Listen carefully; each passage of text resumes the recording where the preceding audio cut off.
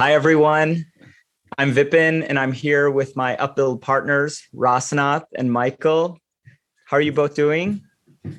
Hey, Vipin. Hey, it's really nice to be here with you. Likewise.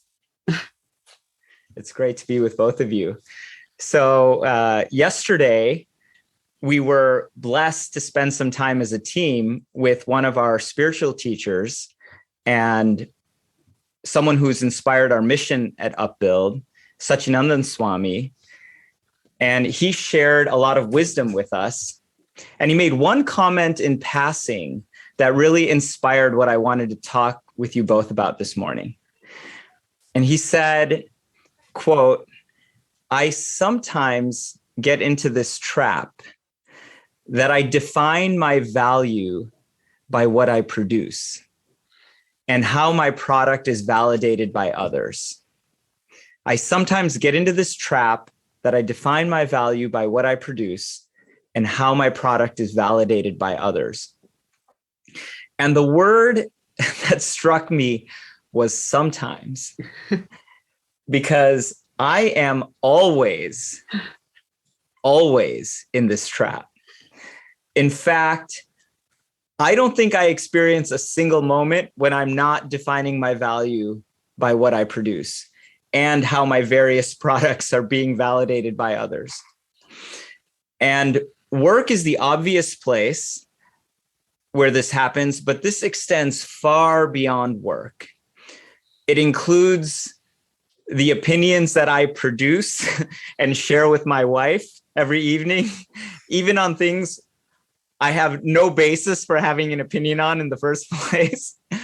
And it includes the products of my products, such as the achievements of my kids. So I noticed yesterday, my son came home from chess club, and every time he comes home, they notate their matches. So every Wednesday, he comes home from chess club, he plays a match with another one of the kids in chess club. And I noticed that I pick up his sheet, and at the top it says who was black and who was white. And so I look at that first, and at the bottom, it has a check mark on whether black won or white won. And I noticed I look at the top, and then I look at the bottom, and I see that my son was white, and there was a check mark by white won. And I just sort of had this feeling of, very good. I can move on. I didn't even know it was just like, it was like check. I was like, I had received a check. My products are being validated. The products of my products are being validated. So before I ask my first question, which is, what's the trap here? What's the trap? Would either of you like to confess anything about how you define your value?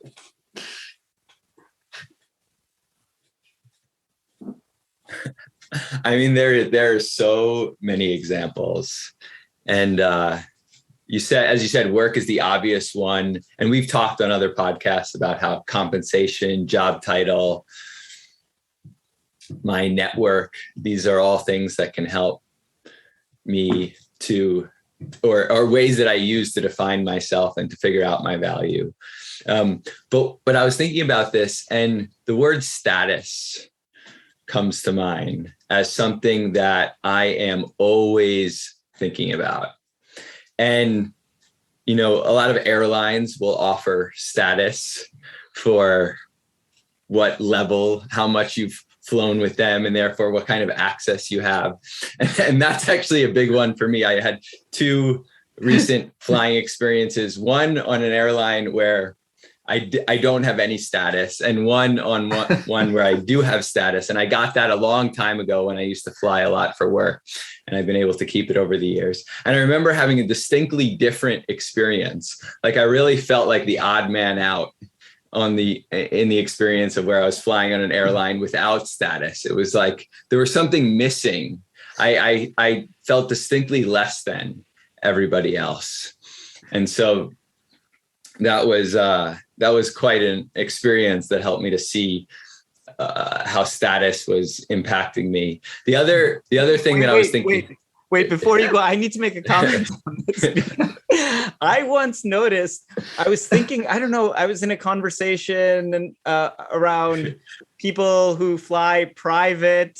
And I was thinking, I had this experience when I was thinking, yeah, but then I wouldn't get the points. And if you think about how I measure my value, that would almost be like a flight that got no credit. And so even though that's the ultimate status, it's just so interesting how our minds work around this stuff. I need to get credit for everything that I'm doing.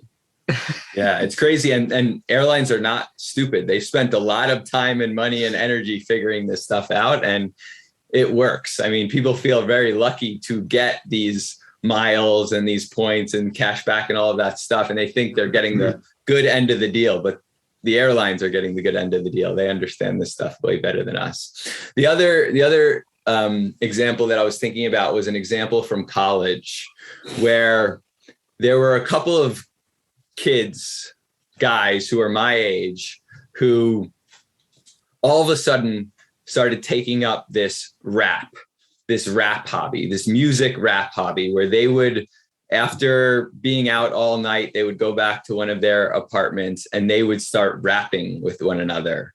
And it became like the cool thing to do. And we were a group of guys who were mainly focused on sports and business and things like that. Music was not really one of our areas of expertise. And yet these guys became the center of the social scene at a certain time of the evening because of their skills in rapping. And I did not have those skills. And I remember feeling distinctly left out. I did not have this status that I so badly desired. And I remember it was a big shot to my self-worth. It had a big impact on me over time. And I would try to do it. I would come up short and feel like, man, I am not enough. And it made me really want to get better at rapping, but it wasn't because I actually liked rapping. It was just because I wanted the status that these guys seemed to have. And that's great. So you were not producing the rap. You were not producing a product that was being validated by others. Exactly. Thank you for sharing both of those. Rasanath, anything that you would share on this before we get into the trap? I think it's happening real time. And as Vipin, you were sharing examples of places where you experience the pinch of being productive and valuable. As you were giving your examples, I was actually hoping that you wouldn't give certain examples in certain areas of life, because that's where I felt I will show up with my value in this conversation. And I started experiencing, as I heard you speak, and then I heard Michael speak, I started experiencing a sense of feeling a little restless, not knowing, searching for what I can add that would be valuable.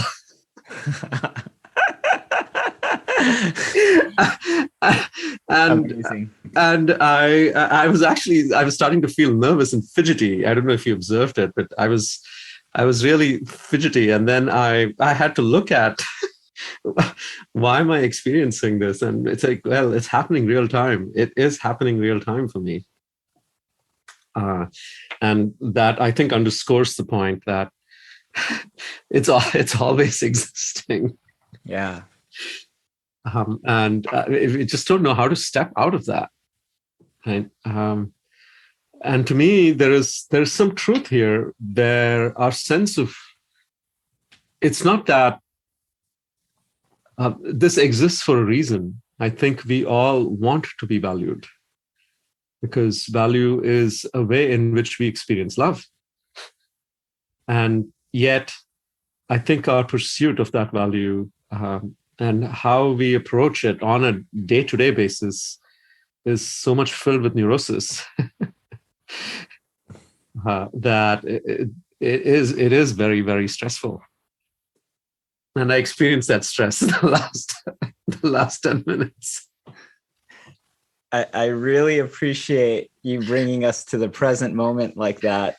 And I did not notice your fidgeting because I was really engrossed with Michael's stories. So I can say I did not notice that, but I experience what you shared all of the time. And this idea of like, well, what am I going to produce here in this podcast, in this moment that will be of value? And yeah, that's really helpful to bring us into that. And what you said about love, that this is really, there's a reason behind it, and that we're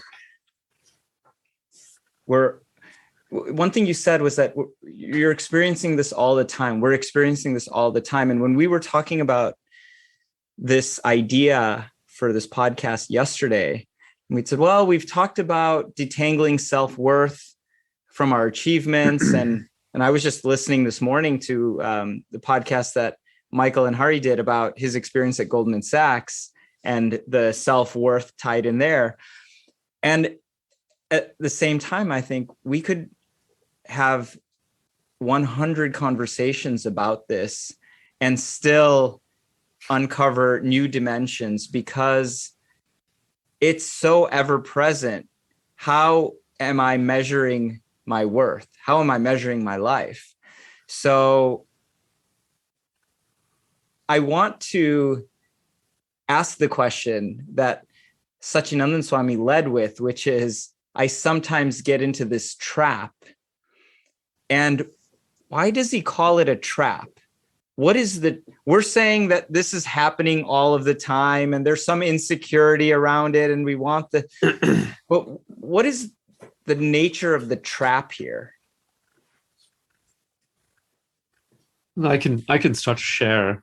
Yeah, please, Rasanath. What I experience as a trap is, and this goes back to what I shared earlier about how it's happening all the time, and I don't know how to stop myself from it, because the sense of self-worth in this world, at least, actually comes from a lot of what we do, how people see us, the appreciation that we receive. And when my identity is all built on top of that, every time it doesn't come, it makes me. I don't really think about all the accolades, all the appreciation that I have received in the past. Somehow, when it doesn't come in the present, it creates such a sense of self-doubt about myself that now what I have to do is solve for that self-doubt. Right? And that is what every moment is for me. That self-doubt is so deep and so fundamental that when something doesn't validate what my sense of worth, the whole of doubt that I actually fall into is so deep that now I have to solve for it, which is why it keeps me preoccupied with proving that I'm indeed worth who I am, or who I think I am. And I can never really get away from constantly trying to prove that to myself and first to other people. And if other people see that, then I can prove to myself that I'm indeed worth. So the trap here is the whole of self-doubt that I already come with, experience, and I'm looking at every experience in my life as somehow trying to fill that hole of self-doubt. And when that doesn't happen, I have to play the game to fill it. I stay in that hole. The other thing is that when we do get it, so Rasanath, you just shared what happens when we don't get what we want. When we do get it, we're never really satisfied. And we've all had this experience. I mean, we get silver status on the airline and we want gold status. We get gold status and we want platinum status, and we get platinum status. Okay, then the private jet, that's what's next, the bigger private jet. It's a never ending game. You know, Vipin, you shared the experience of your son coming home with a check next to his team for winning chess. Is that going to last very long? Is that sense of self-worth that you got going to last more than probably a couple of seconds afterwards? Probably not. Certainly it will restart the next day when he comes home with a new result about whether his team won or lost. And it just goes to show how flimsy all of this is.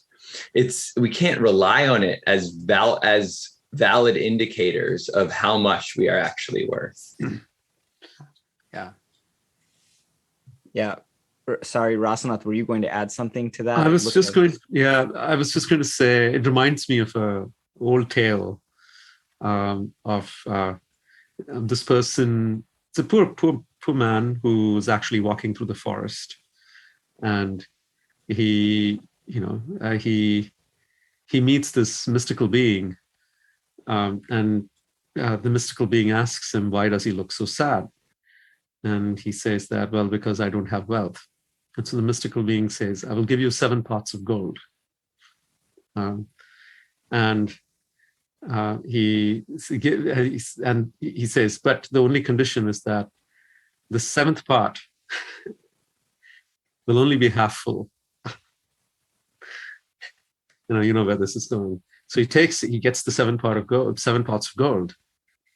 And now this poor man, his preoccupation becomes, well, how do I fill that 7th pot? Because it's 6.5 pots, and it bothers him that it's not full. So now he works really hard to fill that 7th pot. But every time he starts filling that with coins that come from his hard work in the fields, somehow the next day he opens the pot, and he opens that particular pot, and he sees it's still on the same level. And so now his life becomes even more miserable than what it was before he had those 7 pots. And that's to me, I remember reading the story when I was very, very young. And when I think about what I experience on a day-to-day basis around the sense of self-worth, it feels like that I'm trying to fill a pot that will never be full. That's a really powerful metaphor. And I was thinking about somehow like the 8th grade algebra geometry came to my mind, and thinking about like the graph of an asymptotic function that just keeps getting closer and closer to the line, but can never actually reach the line. And so, like you said, I'm always at 6.5. There's something new that, like you said, there's some self-doubt that I'm trying to fill. And so it may have different forms from one day to the next, but there's always something that doesn't feel complete that I'm then trying to fill with coins. And it's continuous. It's ever present. And also there is this unconscious story around going back to what you said, Michael, about how short-lived some of those accolades or sense of productivity, all of those instances or events are, because it's like where it goes, where does it really go when we get the appreciation, when we get the validation? It's more a sense of relief than a sense of like actually being filled. It's more when we get that, it's like, thankfully, today I somehow that hole of self-doubt was filled, and it's a sense of relief more than a sense of joy. Right? So, and it's interesting that the next day I show up again with a deficit. So again, it's a sense of relief. What I experience even when I get those accolades is more a sense of relief than an actual sense of, wow, this is amazing. I feel fulfilled. Yeah. Yeah. So, Rasanath, you'd said a little earlier that the starting point is that we define ourselves, our value, who we are, most often by what we do and what we produce. So how else can we define our value? If not, it's so natural to define it in this way that we don't know any other way. So how to get out of that trap, it seems that you have to find a different measure for our value. And I'm curious, what are the alternatives here?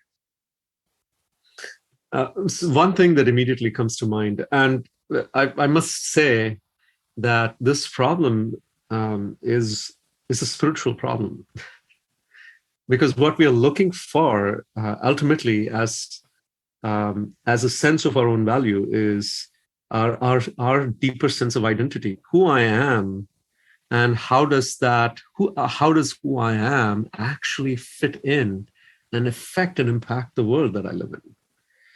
Right? At the end of the day, value is I would say a substitute for deeper meaning that we are looking for in the role that we play in this world and how that actually impacts the world. So what we're looking for deep down is something that's very innate to our human self.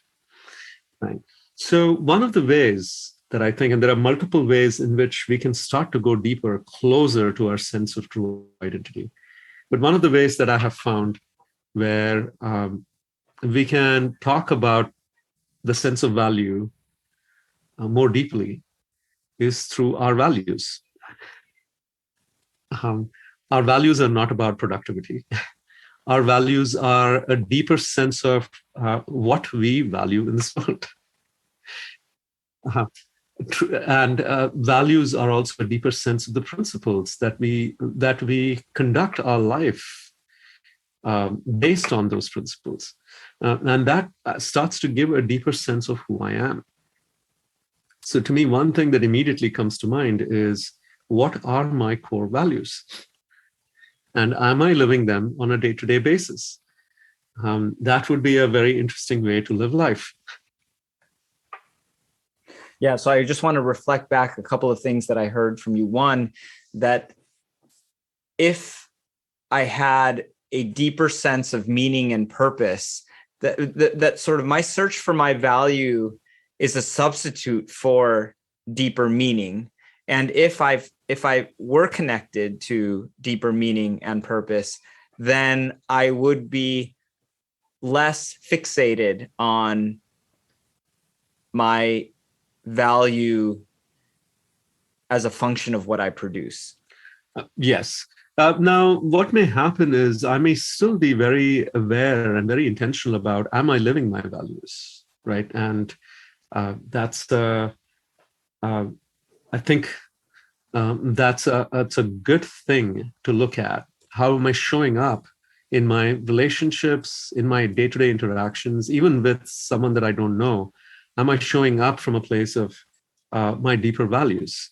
So that, whether you call it fixation or whether you call it focus, there is still an intensity that we bring to how we look at how we show up.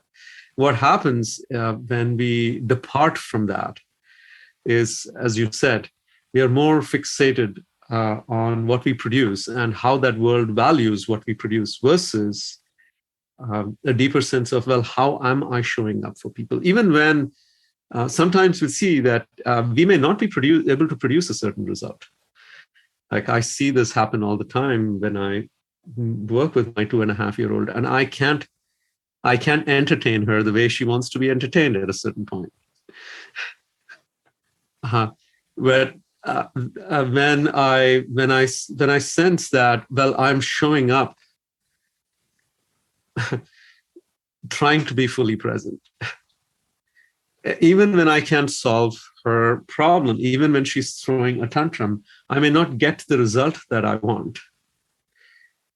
But when I learn to focus on, well, am I really showing up with kindness, with empathy, with a sense of like, I'm ready to put aside everything else to really be fully present, somehow the experience shifts. And even when I can't produce the result that I want to produce, there is a sense of fulfillment in the attempt to much more deeply connect with my daughter at that point in time. Yeah. So the second thing that I was going to reflect on is this point you're making about values versus value. And it's interesting because in coaching, this is an exercise that we often work with people on, which is clearly defining their values, making them very explicit, writing them down, looking at where those values are being honored and where they're being stepped on. Right. And I would say, 99.9% of us, if you asked us about our values, we could do some hand waving and come up with things on the spot, but we haven't been explicit about that. And it's very different when we are so in the absence of that. Of course, I default to measuring my worth by how the external world does that. Mm-hmm. And then the external world measures that by what I produce. And so I need a stronger internal barometer in order to even start to unpeel myself from, the external measures of value and worth. Yeah, absolutely. Michael, I'm curious to hear from you. Yeah. So first of all, I think it's clear we're not saying that productivity is bad, but it's and my a coaching client was just sharing this with me. He had read the book 4,000 Weeks recently, and in that book they talk about this concept of pathologic productivity. And so in our last session we were breaking down this term, and he was sharing that he feels that he is very much driven by pathologic productivity. And so it's not the productivity part of that phrase that's the problem. It's the pathologic part of that phrase that's the problem, that we're so obsessed with producing more because we need to fill that hole of how much I'm worth, that it has all these downstream consequences. We actually stop living our values because we're so out of touch with those values, because we're so in touch with productivity for productivity's sake. So very helpful. And I was thinking about in Sacinandana Swami's shoes, he was sharing that he has this big seminar that he is giving today. And I was thinking that what does that look like for him? So that's what he's producing, and associating his value with how is that seminar going to be received by the hundreds of people who are going to be in attendance. And of course, he cares deeply about how that seminar is received. He's putting a lot of work into that. So how do we put such effort into things that matter and that are aligned with our values, but then still kind of disentangle ourselves from seeing my worth in how it is received? It's confusing because at the same time, of course, like everything I'm doing, I put a lot of effort into, and I want it to go well. I want it to be, superlatively successful. So I don't know how another way to approach that. And how did Sacinandana Swami approach that? I think actually that's the perfect example, because he is very focused on the results of that seminar. But the question is, why is he so focused on the results? For most of us, we go in preparing for such a thing because we want to impress. We want to have the best seminar that we've ever had, so that people come up to us afterwards and say, wow, that's amazing. That was amazing. And the implication being, you're amazing because you put that together.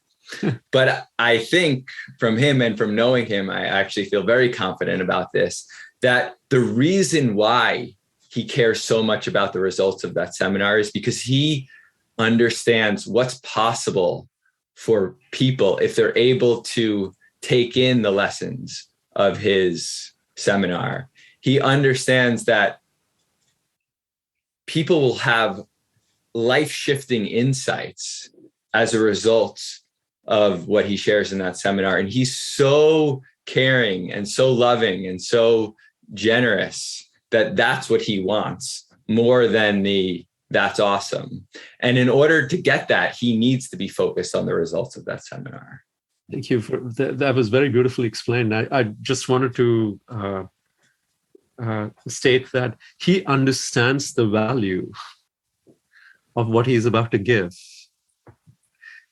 Right? He has experienced the value of what he is about to give. And what he wants to make sure is that the value of what he's about to give is experienced by the audience as he experiences it. And there's such a deep desire to serve the audience in that fashion that I'm making sure that I really understand the audience so that I can convey the value of what I'm about to give as I experience it, and they can experience it in the same way. Right? So it is not about... It's not about me. What happens is, it's not about me. And also, in this case, I don't think he doubts the value of the product he's about to give because he experiences it so deeply. What he is very concerned about is people may miss the value of the product. And I have to make sure that I can really convey it so that people don't miss it. Right? So it's very interesting how two people can be giving the same presentation and can be working as hard. And one coming from a place where, well, the value of this product is completely dependent on how people see it. And the other focusing on, well, the value of the product is so immense that I really want people to experience it. And I have to do everything possible for people to experience it. Vipin, you had also shared yesterday when we were talking about some ideas for this about how we often base our self-worth on after dinner with our partner. How many dishes did I do, or how often each week did I do the dishes? And I think we can ask ourselves in those moments, because if we take the initiative and do the dishes a lot and it's really of service to the other person, that's a beautiful thing. And I think that does give us worth.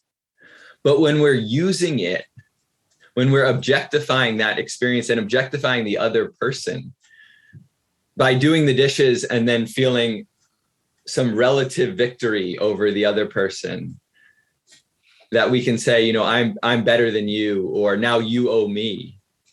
So when we're getting self-worth, and the reason why we're getting it is because we're orienting, sorry, let me say that again. When we are in search of self-worth, we usually end up going about it wrong. But when we're in search of offering something to somebody else or serving somebody else, and the byproduct is that we get self-worth, that feels like we're more on the right track. Yeah.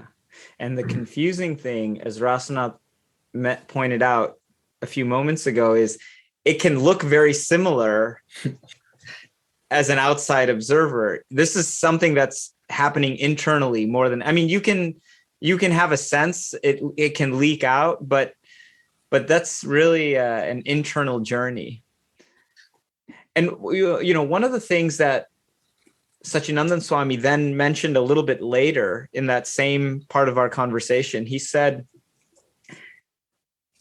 but if you're really embedded in a greater mission, greater context, you become not so vulnerable to this trap, and you're protected, in fact. Right. And to me, that goes to this idea of being connected to something. What I think he meant by that, what I understood him to mean, is that you're connected to something bigger than yourself. And then my fixation on me and my value and my worth here becomes subsumed by a larger mission. And this goes also to Rasanath, your point earlier about meaning, the search for meaning and purpose. The thing is, and then he was talking about Upbuild specifically as an example. If you can think of Upbuild like this, that yes, we want to serve our community and help bring them forward on their journeys and continue to create this wonderful community spirit, you will have this inexhaustible holding context, he called it, where we are held and maintained and supplied. And one of the things we were talking about afterwards is even within that context, which is an extremely resourceful container, we still search for our value by what we produce. It's we all of us. I mean, I was thinking this morning that every quarter when we send out our invoices, I also am checking in on how much value, how much income am I helping to generate for Upbuild relative to what I am taking. And when that numerator is greater and greater by a larger margin, then I feel like, okay, my value is there. And so even in that context, it's so hard. How do you do this? Yeah. How can we even do this at Upbuild? I think, thank you. That's a very powerful question. And I think it refines how we see this. My experience is that it doesn't mean that as soon as we start serving a mission, that the inertia of how we have looked for our value changes. It's I see that many times when we start to serve a mission. At least in the beginning, the inertia of my value is the inertia of searching for my own value is much bigger than my service for the mission. But what is interesting is that my meaning, a shift has occurred where a small part of me is now saying that I'm going to discover my value in a more meaningful way by connecting myself to a mission. Right. So it's just like there is a one-person shift. And what is important here is to slowly start to increase that, where our sense of value gradually in time starts to become more subservient to the mission that we are actually serving and how we are showing up to serve that mission. And that definitely takes time. So I feel like what we have, I have personally experienced that with Upbuild over the years, both because of the mission and because of the company that I have obtained in serving as a part of this mission, that the shift has started to occur. And this is why I feel like the association, the community at Upbuild is so critical, is because even when I express the doubts that Vipin, you so sincerely expressed, I know what my colleagues are going to tell me. I know if I talk to our partner, Hari, he will say, well, that's not how I see That's not how I see it. Here you go. Like, look at your sense of contribution. Look at the impact that has been created. Suddenly there is a new orientation to how I see myself suddenly through the eyes of the mission. And to me, so it's twofold for me. One is the fact that I have begun to serve a mission that's higher than myself. And that's the shift. And at some point in time, the balance starts to like tilt on the other side, right? But how the balance tilts on the other side, in my experience, is having those mirrors in our life. And those will be few and far in between. Having those mirrors in our life who actually see us for how we show up. And the impact of how we show up more than, well, how much revenue you're bringing in. And when that gets reinforced time and time and time again, then internally we begin to see ourselves through the eyes of those individuals. Yeah. And that is very critical part. We also need reminders. I mean, I experienced this just before we were starting to record this podcast. I was definitely feeling a little nervous energy going in. I wanted to make sure that I had something wise to offer and to say, and wanted to impress you guys and our audience to some degree. And then we right before we started recording, as is our custom in our team, we said a little prayer. And I think for all of us, what we use that prayer time to do is to orient ourselves towards the deeper reason why we're here. And so maybe that's a prayer before you start to engage in work or whatever value producing service you're about to do. Or maybe it's a little yellow sticky pad on your desk just to remind you, or there's countless other ways to do this. But we really need to be, none of us are above needing constant reminders for this. Great. Thank you both. This idea of inertia really resonates with me as a shift for myself of pre-upbuild to upbuild. It's like a car that was driving at 60 miles an hour. And even after I take my foot off the accelerator, it still has many hundreds of feet to go before it comes to a stop. And that mirrors kind of my own experience, where I do feel different about my value today as it relates to what I produce than I maybe did 5 years ago.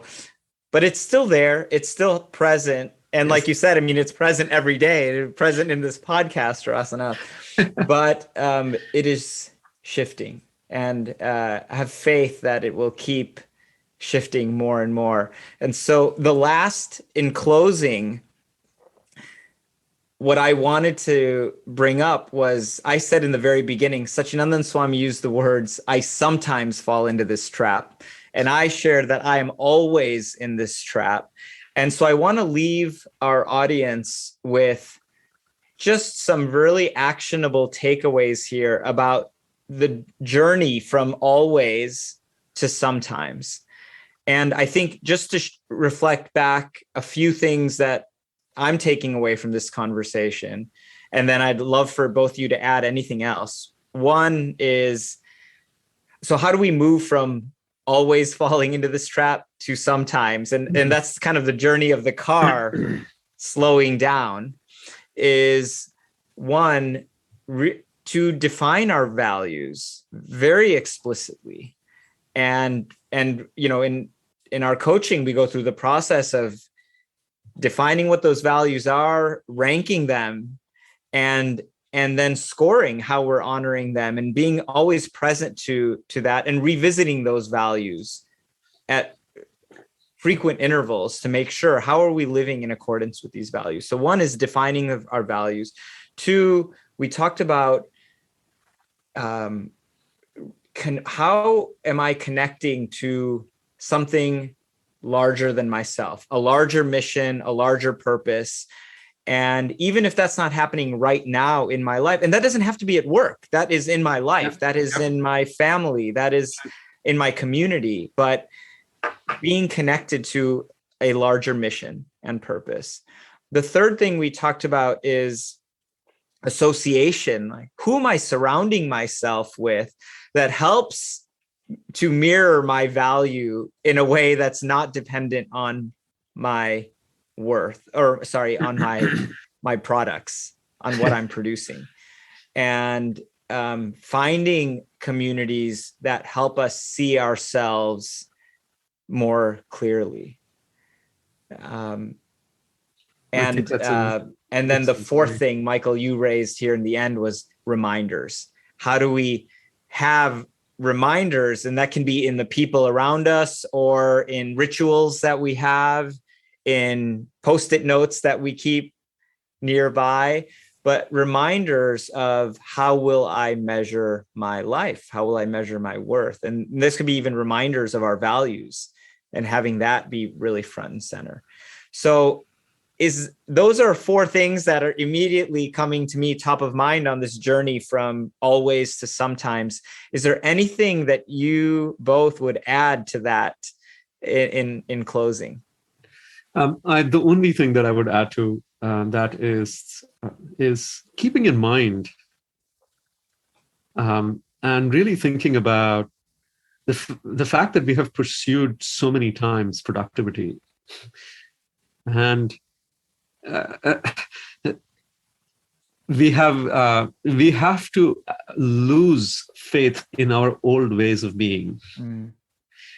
And the best way I can say that is, we know where it has led us. We know and if we are honest to ourselves, we can say, well, I'm still dissatisfied after having done so much of that. I find myself dissatisfied every single day. And that discontent and that honesty around that will hopefully provide the impetus to find a new way of being. And I think that I think is very important, very crucial for this journey as well. The key to the trap that we find ourselves in is to actually be in touch with the distress and the suffering of it, so that exactly. We are actually in search of another way, another measure. Yeah. Beautiful. And why are we looking for self-worth? As Rasanath shared in the beginning, we want love. We want to feel like we belong and that we have a reason for being on this planet. These are very existential questions. And so if we have that as our ultimate goal, then productivity is just a means to an end. But if we're able to have that, like if we're able to put aside the need to be productive and just go for the love directly, then let us do that. So if I'm faced with this choice of, do I, I've been working all day, do I work an extra 30 minutes, or do I go outside and, take a walk with my partner or my kid and love them directly as it possibly can be, then let me choose that more often than I have been. Yeah. Thank you, Michael. Yeah. The focus on what I produce is a distortion of what I'm really looking for. And so if we can be aware at those moments, oh, there I go again, searching for love in all the wrong places, then I'm thinking of the Eddie Murphy skit in the Saturday Night Live. I think, was it Wookin' Panub? But anyway, I think this has been so helpful. Thank you both. We're gonna come back to this topic because I need to make this car stop for myself, and so I need your help in doing so. And I really appreciate all of the wisdom you both shared. So thank you so much for this conversation. And I look forward to much more to come. Thank you. Thank you, guys. Such a pleasure.